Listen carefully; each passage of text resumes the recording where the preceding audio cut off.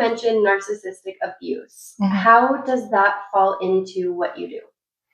Yeah. So, like many individuals in the world right now, I had two narcissistic parents. My mom was, I think it's called a malevolent narcissist. My dad, a vulnerable narcissist. So, to those who are not familiar with narcissism, the narcissistic family unit, if you are the unfavored child, if you are the scapegoat, which I have become the scapegoat, kind of the black sheep of the family, there is some very severe damage, emotional and sometimes physical, to that child, or maybe children, depending on how big the family is. Um, Narcissistic abuse was kind of all the rage in social media at one point, maybe a couple years ago. I can't really remember.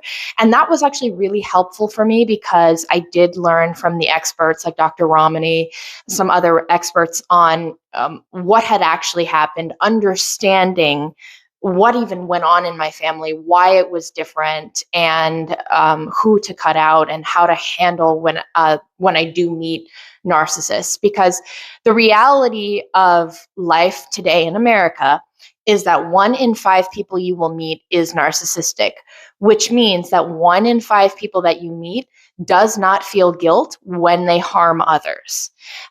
So there's a component of, if you have trauma from narcissistic abuse, that is a very specific type of trauma. I myself had to do some spiritual work called journeying. It's called shamanic journeying. And I don't recommend it for everyone, especially not during the reset. But it helps people recover the part of their soul that their parents took from them.